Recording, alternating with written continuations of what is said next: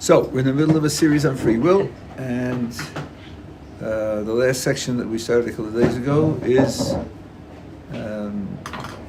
scientific challenges to free will, but scientific with a strong philosophical component. And the first we talked about was the idea that human beings' existence, nature, development, character, qualities are all completely caused by DNA plus environment, nature plus nurture, total, complete, absolute causation. And we asked whether there was any good reason to believe that, and we argued that there is no good reason to believe that. Influence, yes, but total causation, no. The second argument that we are dealing with now is the conviction, often aggressively expressed in the scientific community, that the human being is nothing but a body, a physical body, and a physical body is nothing but a mechanical system, as some put it, a protoplasm machine, as opposed to a metal and optics machine. And because it is a protoplasm machine, so then it operates on purely mechanical principles. And purely mechanical principles don't allow for the possibility of free will. That's the second challenge. Now, we started to examine that second challenge by asking, what evidence is there that the totality of the human being is only physical? In particular, in terms of consciousness, what evidence is there that consciousness just is what the brain does, which is by far the most popular scientific conviction, and I'm using the word conviction decidedly because that's all it is. What reason would they offer to support the idea that consciousness is nothing but brain activity? Consciousness is in the brain. It's just what the brain does, like the stomach does digestion, the way John Searle puts it. So the brain does consciousness. And I would say almost the single type of evidence that is offered is a correlation between qualities of experience or events of experience on the one hand and brain events on the other hand. Auditory processing is accompanied by brain activity here. Visual processing is accompanied by brain activity there. Emotions occur when brain activity is operating in another place. And this you can test with MRI and fMRI and other types of technical devices to decide to observe when and where the brain is operating. Of course, this is very imperfect and it's immature, and the claimed correlations are not true. But I'm leaving that aside. I'm not going to the empirical attack now. Let's suppose that you had a correlation. Of course, the correlation is established by asking people what they're experiencing. You have no independent access to that. You see the brain light up over here and say, what's happening? I have a toothache in the left front molar. And say, okay, left front molar, color this red, okay? That's where it happens. You get the correlation by asking people what they're experiencing. But that's all right. They know what they're experiencing, and they can report it to you. Now, the question is whether evidence of widespread correlation is evidence of identity. Indeed, usually when you say, I have a widespread correlation between A and B, usually you're assuming that A is A, and B is B, and they're correlated.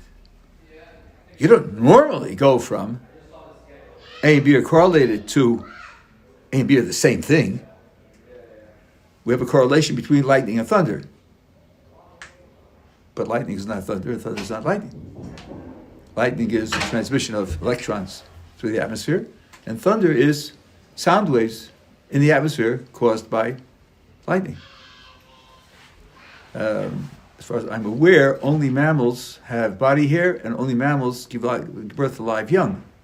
So there's a correlation between body hair and giving birth to live young. But body hair is not live young, and live young is not body hair. They're correlated with one another. If science is going to go from a correlation between experience and brain events to saying that experience is what the brain does, it owes us some more explanation. It owes us some reason to make that jump, because it is not a jump implied by the evidence. Well, as a matter of fact, science sometimes does discover the identity of things. That does happen in science. And it happens in a way which is generally accepted, and which I think philosophy, as far as I know, philosophy of science, is not critical of. So the thought now is, let's see if we can analyze how science does succeed on occasion in discovering the identity of something, and then see if we could use that same process to fill in the gap with the relationship between experience and the brain. If we could mimic those successful cases of scientific identification in the relationship between the consciousness and the brain, we may have a good reason to conclude that, in fact, consciousness is what the brain does. So, the project is to start to analyze how science does it when it does it, and then to see whether it can be transferred to our circumstances. That's the project. So yesterday we started with one example, which I said is one out of two, where you do have successful identification. So science succeeds in telling us what something is, and that's where science discovered that sound is airwaves, systematic motions of air particles. And the way in which it's done, none of this is my material now, this is standard philosophy of science. The way that's done is this. Before the discovery, let's say 200 years ago, what do people know about sound? Well, they knew an awful lot about what sound does. They knew what sorts of events cause sound, like banging on things, or fires burning, or rubbing on a string like in a violin, or yelling, or there are lots of events that cause sound. And there are lots of effects that sound has, like causing auditory experiences in people. And when the soprano hits a high note and the crystal vase cracks because of her high note, so the high note broke the vase. And sometimes when the double bass is turned up, you can feel vibrations that the sound is making. So we know a great deal about what causes sound and what effects sound has. We also know that whatever sound is, it behaves a lot like a physical thing. For example, if you build a soundproof room and you bang a drum inside the room, outside you won't hear anything. The walls stop it from getting out. That's sort of a characteristic of physical things, that walls can stop them from getting out.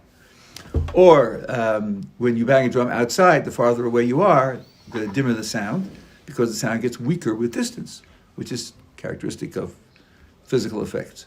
Or sounds bounce, as everyone knows from echoes. You bang a drum here, there's a wall there, and somebody hears it over there, as if it were over there, because the sound bounced off the wall and he heard it. So sounds do things like physical objects do. If you imagine yourself 200 years ago, and you think, okay, whatever the sound is, certainly behaves like a physical thing, and we know a lot about what it does, but what is it? I'm in a room, 200 years ago, I'm in a room, he's got a drum over there, he's banging on the drum, and I hear it. Yeah, but what's going for the drum to me? I don't see anything going, I don't feel anything going, He bangs the drum there, and he hears it over there. I don't feel a breeze in front of my face, of the sound going by. I have no clue what this physical thing is. And that's what science is looking for. Science is looking for what this physical thing is. It's looking for an identity. And here's how you justify it when you find it. You say, 200 years ago, make a list of everything we know about sound. The list will contain everything we know about what sound does, because that's all we know. Then somebody says, okay, for you, your whole concept of sound, your whole understanding of sound is Sound is, like I said twice before, the thing, whatever it is, that does all this. That's your whole concept of it. It's the thing that does all this. Now scientists come along, and one by one they say, look, systematic motions of air particles do each one of these things. They cause your auditory experiences, and they cause vibrations in the things around you. And if they're at a certain level, they can break vases, and these air motions can bounce off walls, and because they're air motions, they're a sealed container, like a sealed room, they won't get out. One by one, scientists show that these airwaves do all of the things that we know that sound does. And then we say, since that's all we know about sound, and for us to start with, sound is whatever does all those things. So then it's a very fair conclusion that this is sound, because this does all those things. That's a reasonable form of argument. It's not infallible, but it's a reasonable form of argument. Take a simple example with which you're probably much more familiar. What is the carrier of hereditary information? Mendel in the 1830s did experiments with pea plants and showed that if you combine them in certain ways, you get certain percentages of offspring with certain percentages of characters, and it's systematic and regular. Something's transmitting information to the next generation. You might call it genes or germ plasma, whatever term you give it. There's something they're doing that. What is it? No clue. It's microscopic after all. They didn't have access to microscopic reality at that time. Not in terms of human cells. Watson and Crick discovered that the carrier of genetic information, okay, there's epigenetics now and all the rest of the variations, I'm aware of that, is the DNA. So they discovered what this genetic material is, because up until then, the genetic material was the thing that carries the information from generation to generation. It's the thing that does this job. And now they discovered that the DNA does the job, then it's fair to conclude that the DNA is the genetic information. The pattern here is you have what's called a functional concept. The whole concept describes the function of something. And as Thomas Nagel puts it, that means that this concept sort of has a hole in the center. It's the thing that does all of this, whatever that thing is.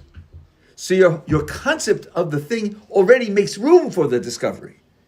The concept of sound is whatever does all this, leaving open someone to discover what the whatever is. So if somebody finds something that does all this, it's fair to say that this is what sound is. That's one type of discovering what something is. This is a review of yesterday. Are we all together? Yeah. I just wanted to ask, since the definition we're giving for sound, could it also play like when the surface is water, underwater, which is also capable of like sound also? That's a good point. I'm only talking about sound that's transmitted through air, yeah. But you could generalize it and say that sound is systematic waves of a certain type in the material that's carrying the sound, and that's true. That's right. So I'm sorry, that's right. I said air, but sound travels through water even better than through air, right. And it travels through solids also. So I should have included that. That's very good. Okay, now there's another type of discovering what something is, which isn't identical to the way it's done in sound, and we have to look at that now. Let's talk about discovering what water is. Water is H2O. Here, the concept of water is not like the concept of sound. The concept of water is not whatever does certain functions. I have water in my cup. I have samples of water. Whatever else you're going to say about water, it's got to include the samples that we know are water. In the case of sound, you don't have any samples. You don't have any samples of the sound. That's why we said, what is sound 200 years ago? I don't know. It's the thing that does all these functions. With water, it's not just something that does a lot of functions. We also have samples of it. Which means that the job of asserting and justifying that water is H2O is more complicated. Here you have some functions. You definitely have functions. We know what things that water does.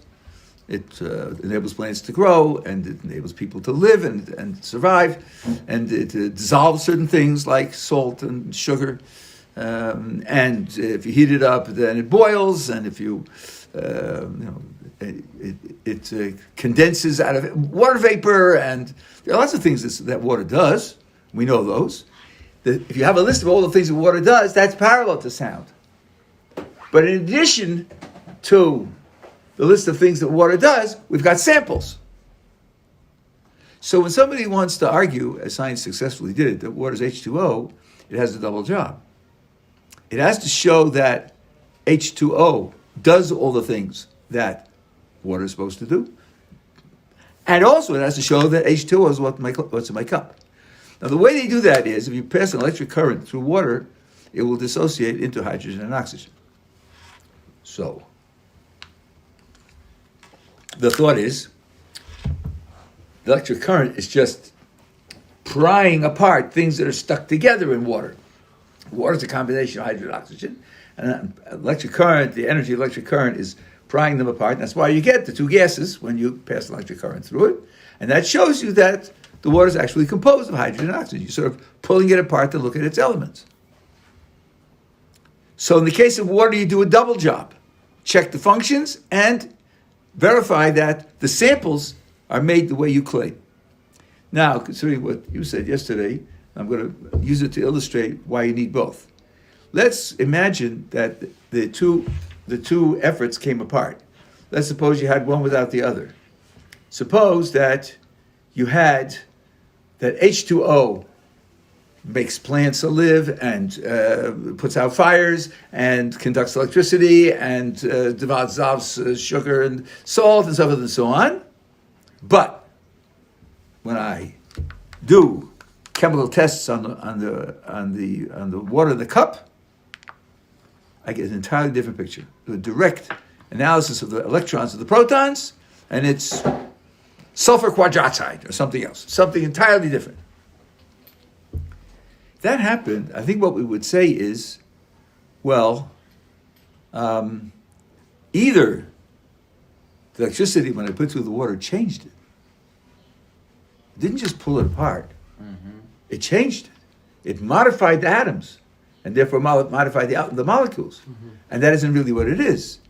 And contrary to our belief, not only does H2O do all those functions, but sodium quadroxide does all those functions. And there are two things that can do all those functions.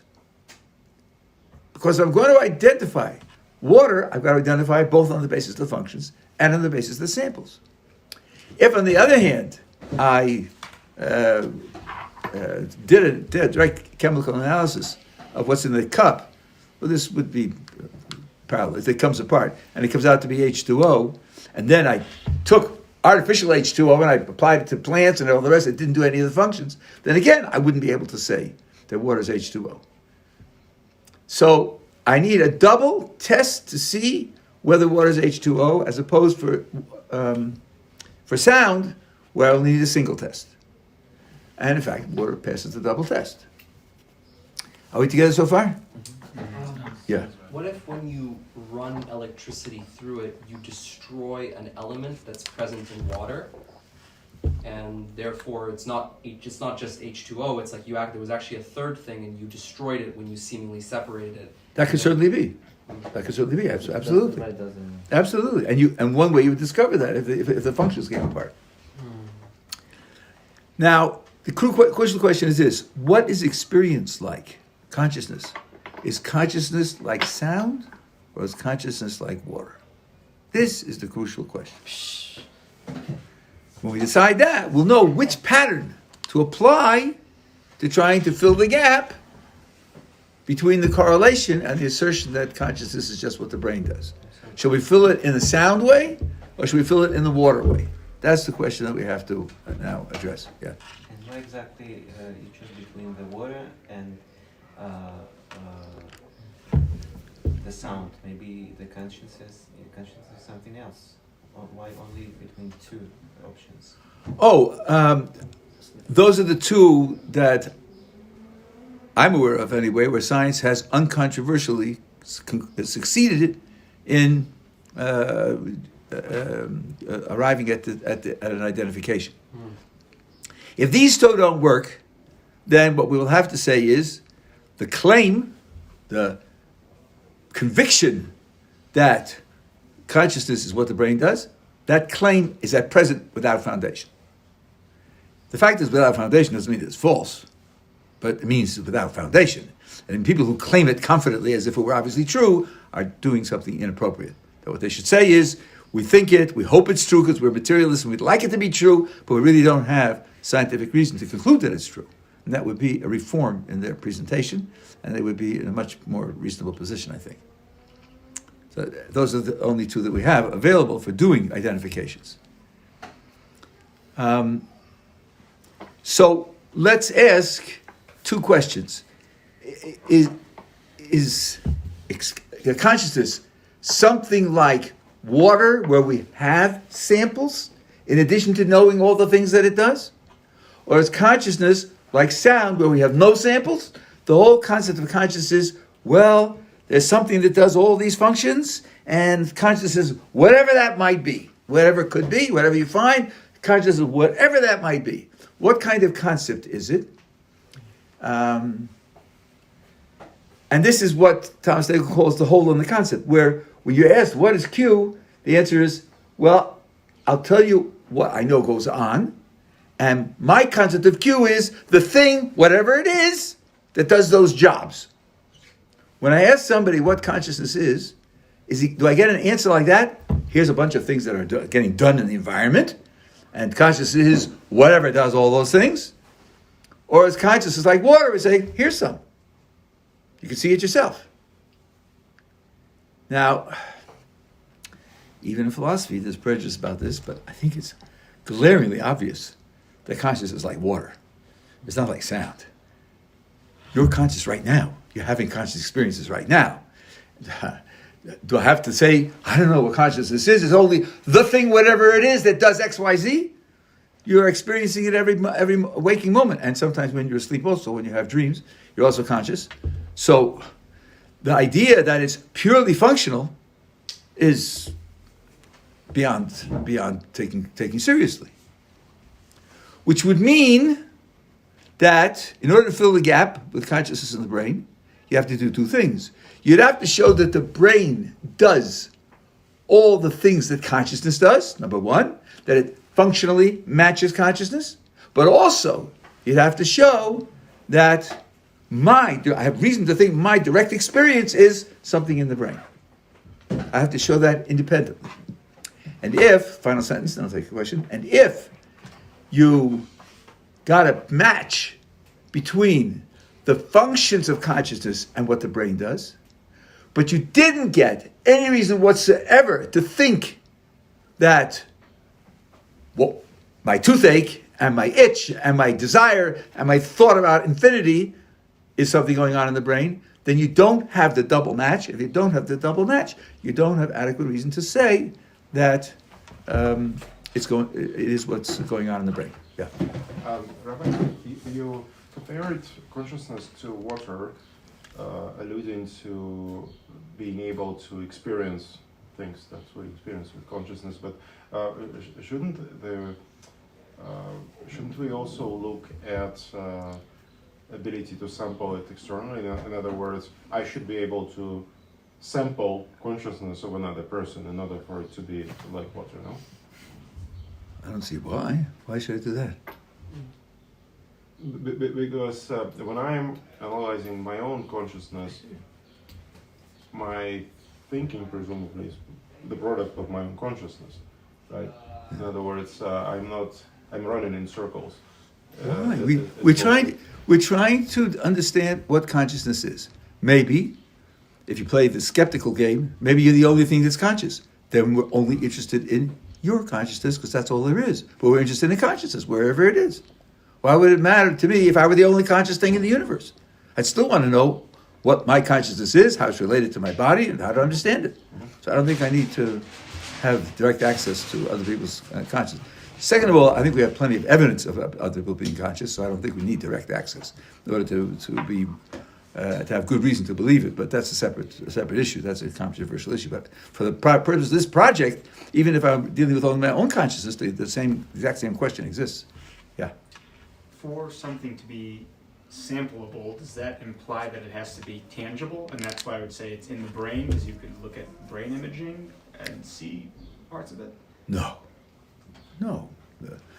There are things that exist that aren't physical. Everybody, I mean, most people agree to that. Numbers, qualities, sets, and in mathematics, and there are all sorts of things that don't have to be physical. So you could just sample a collection of one's thoughts. Like say, this is what one thinks. Maybe using the word samples is creating a misimpression here. Let's say I'm directly acquainted with items in the group. In the case of sound, 200 years ago, somebody say, "Show me a sound.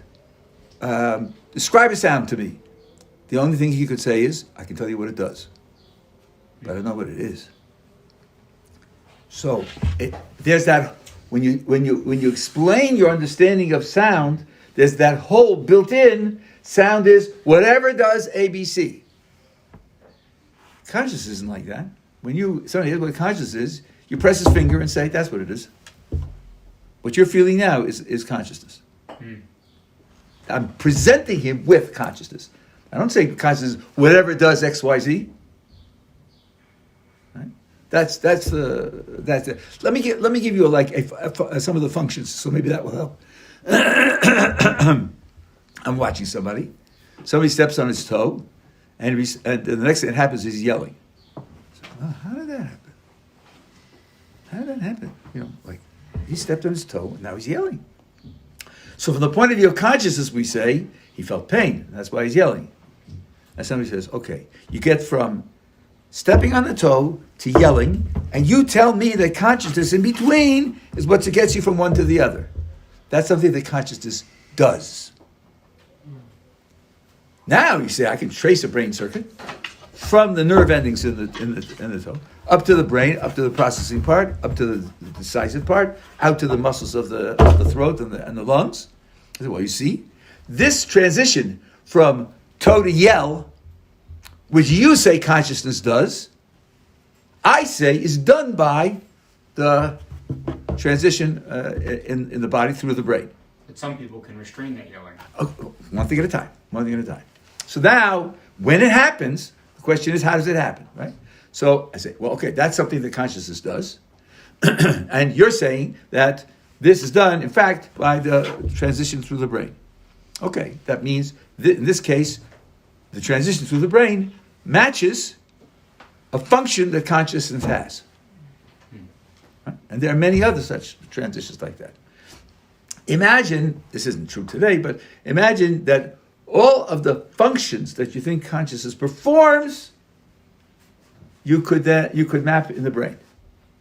Okay, that would be like sound. You've got to match to all the functions. The difference is with sound, you start with sound is whatever does the functions. And in the case of consciousness, you don't start with consciousness, whatever does the functions. Whatever it is, have no clue what it is, but just whatever does it. No, because in the case of consciousness, when you feel the pressure of the table on your hand, that's conscious experience. So conscious experience has two roles. It does things, and it's also something that you have directly accessible to you. Right? I don't care whether it's physical or not. That's part of the question we're issuing. I'm talking about the concept. So in the case of consciousness, it won't be enough to show that brain activity does the functions. You have to also have some reason to think that brain activity is what the consciousness is. You think, what could the alternative be? The alternative could be that consciousness is somewhere else, and the brain activity mirrors what's going on there. That's the way the alternative would work. But at any rate, the pattern that we want, I think, is the water pattern, and therefore it's important to investigate the analysis of consciousness as brain events from both sides, from the side of function and also from the side of the character of the thing itself. Okay? Thank you, Rob. Yeah. This may be too basic, but what is your definition of consciousness? I want to make sure I'm thinking of it in the right construct there. Let me take a few minutes just to go off on a tangent of your question, because this may help forestall certain types of difficulties over and over again. There is a feeling that any discussion can and should be halted when the words used in the discussion aren't defined. That's the challenge of usually the neophyte philosopher. Define your terms. And if you can't define your terms, then people feel there's something wrong with the discussion. Something's going off the rails, and nothing can really be accomplished. To start by defining your terms. That move in discussion is a mistake. It's a mistake. And I'll show you that it's a mistake. And what I'm saying now, again, is not controversial in professional philosophy. I'll show you that it's a mistake. Suppose that we're correct. If you don't define your terms, you don't know what you're talking about. You don't know what you're talking about, your whole discussion is incompetent. Well, one of the things we do is search for definitions. Find your terms. Well, okay, I'll try, I mean, truth is hard, and justice is hard, and knowledge is hard. We're working on it for thousands of years, and we're still working. It's hard, but we'll try, okay? How do you try? How do you try to find the definition? Well, let's see. You take, for example, truth. Say, I think truth is Q. Somebody says, let's see, truth is Q, but look, Q does this and truth doesn't, so maybe it's not, Aren't you using truth in the attempt to find the definition of truth? If you really didn't understand truth, no clue what truth is, if you're not competent to discuss truth at all without a prior definition, you couldn't look for the definition. You wouldn't be able to conduct a discussion. You wouldn't be able to say, that's a good suggestion, we'll change the definition, or no, it's not good because it's not good for these reasons. So something's wrong with thinking that without a definition, you can't discuss anything using the term, because the attempt to find a definition is a discussion using the term. So the truth is something like this. Every term has black, white, and gray areas. I think it's true for every term. Even ones that people think are really precise, but you can usually find vague areas. There are vague areas, there are gray areas. And the search for a definition works roughly like this. Yes, if you're a professional philosopher, there are a few curlicues to put it. But it works roughly like this. Somebody proposes a definition, and you say, let's try the black and white areas and see whether it fits. If it fits the black and white areas, it passed the first test. Now, you're going to apply the definition to the gray areas, see whether it applies to the gray areas in a way that clarifies it, gives you better understanding, helps sort out which of the grays are really black and which of the grays are really white, does it in a way that explains what's going on. If it passes that test, then it's a good candidate for a definition of the concept. Notice that the black and white areas are being used as the first condition to test whether it's an adequate definition. Okay, now, we're conducting a discussion using this term, and I say, I've been very careful to keep the term being used in only the black and white areas. I haven't gone into the gray areas. The black and white areas are what you're going to use to test the proposed definition. So I think then I don't need a definition in order to conduct the discussion. I've kept the use of the term in areas where we feel confident that we do understand it without a definition. If I slip into the gray area, then I've made a mistake. If somebody points out, look, you've used the term in this context, not everybody agrees what it means in that context, so you're trading in the gray area, that's when you can demand a definition. But as we stay with the black and white areas, we don't need a definition. There's an appendix in my book. So I think that I'm not saying anything about consciousness which is in the gray area. I'm using something like a toothache. I think some of the things, but maybe toothaches aren't really conscious, maybe they're really unconscious, or maybe they're just, snails crawling on the ground, maybe butterflies. You're making a terrible mistake. I don't think people think about that. There's something like brain processing of which you're only partially conscious, or things that you only get when you're asleep, or there are all sorts of things you have on drugs. I mean, there are ways to get into the gray area, and I have to be careful not to stray into the gray area. But if I don't stray into the gray area, my example is this. There's no accepted definition of truth. Surprise, surprise. There's no definition. So now, George is is a witness in a murder case, and he says he observed the murder in New York, such as a date and time, and the way it works in Jewish law, two people come in and say, George, how could you say that you observed that murder? You were with us in Beijing. on that date and that time. George, you're in trouble. You're lying under oath in court. You're going to be prosecuted for perjury. And George says, perjury? Your Honor, perjury means not telling the truth. What's your definition of truth, Your Honor? You don't have one? Then you can't prosecute me for perjury because clearly you don't have a definition of truth. I don't think George will get off. I think he's going to be put in jail for perjury. We understand very well what truth means when we're talking about where you were when. And if questions about future truths or unknowable truths are gray, yeah, they're gray. But that doesn't mean that we can't use it in catching a person in perjury. So I don't believe that I'm using the word consciousness in a prejudicial way. I could be wrong. Someone show me what I've strayed into the gray area. That would be interesting to discuss. Yeah. I'm trying to think about how the water example works. It's like you have a physical entity. Don't butcher me on words here. I'm just trying. Yeah. And you're dissolving it into component physical entities, and then maybe you're recombining it. Okay. Consciousness. You're trying to convince consciousness that it can be dissolved into a physical entity. Don't take it that strictly. Okay. Don't take it that strictly. That's right. So I want to see. All I want is evidence that this thing in my cup is H2O. Mm-hmm. Maybe you get it by drinking it and maybe you get it by pouring it on salt. I don't know how you get it, but you need direct evidence that this stuff is H2O. It's not enough to do the functional job, that H2O will do all the things that water will do. It's also you got to give me some reason to think that what's in the cup is H2O. In the case of water, it's electrolysis that does it. Maybe there are other ways to do it as well, but I know that electrolysis is used to do it. I'm not into taking things apart into their parts. Though I will talk that talk with respect to consciousness, as you will see, but that's not because it's in the concept of reduction. The concept of reduction is just give me independent reason to think the samples are what you say they are.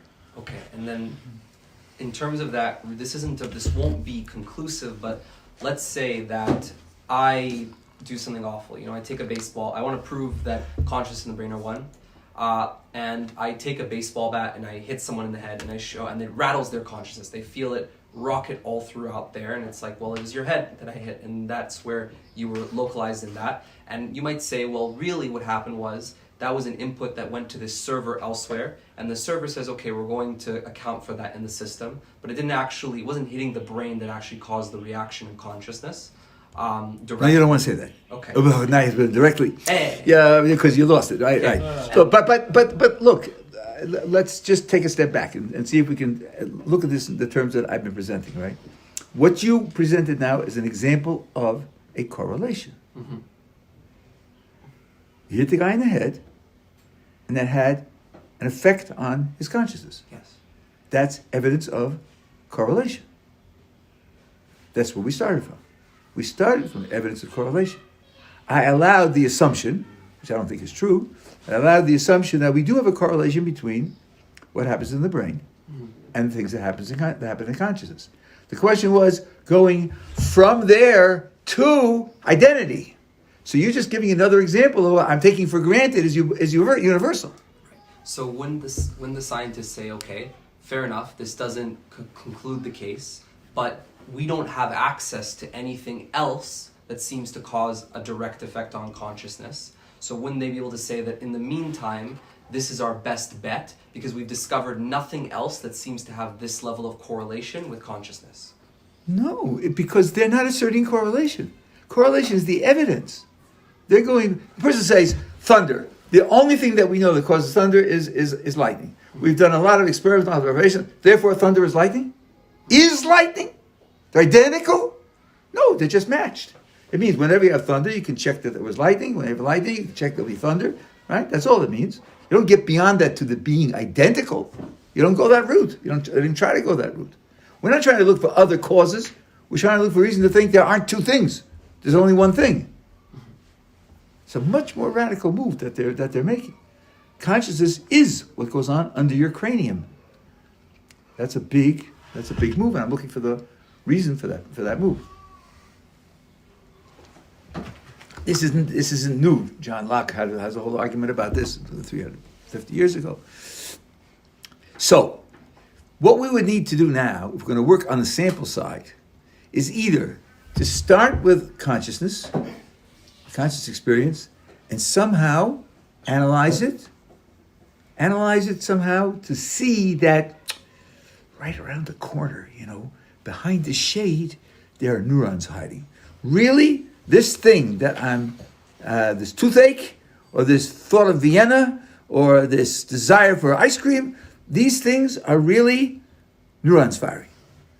So if I look at the experience carefully enough, if I analyze it fairly enough, I'll just see it sort of moving in the neuron direction, sort of getting grayer and grayer, and squishier and squishier and microscopic, and I'll sort of push it in, and I'll see that, that's sort of what makes it up. That's sort of what builds it up. That's one thing. Or maybe go into the brain and start peeking around to the brain and think, okay, this is where auditory processing takes place. This is where visual processing takes place. And this is a feeling of pain. This chunk of brain firing this way is the feeling of pain, or is the thought of Vienna, or is the desire for ice cream. I'm going to see pains and thoughts and desires in the brain, in the wiring of the brain. When you look at the wiring a certain way, sometimes you look at the wiring and see a square, sometimes you see a circular array, and sometimes you see a pain array, and you see a desire array, just different types of arrays. You'll see that in the brain. One is analyzing experience to see the brain, the other is analyzing the brain to see experience. Well, this sort of thing has been thought about and it's been written about. I think that at present, I can't speak for everybody, I don't know the entire literature, but almost everybody thinks that both processes are hopeless. They're absolutely hopeless. Let's try hunting for neurons in experience. So I'm going to start doing something similar to what you said, but only from this perspective. Let's take a visual experience. So I have a visual experience of this room. And in the experience, there are many different objects and many different colors and many different textures and different distances. All these are features of the experience. Okay, let's simplify it. Just put up a cloth that's a uniform blue. Okay, now the things are different textures. It's just a uniform blue. I'm looking at the blue. Okay, now so it simplifies it tremendously. Got so much complication to take into account. Now they tell you that colors visually, and physically, are composed of hue, brightness, and something else. Hue is roughly what we call the color, brightness, and there's a third feature which I forget at the moment. So let's mentally just hue. Blue as opposed to green and yellow, and chartreuse and purple, just the blueness of it. Okay, so now I've gotten down to the simplest visual experience. There's no object there, just blue, right?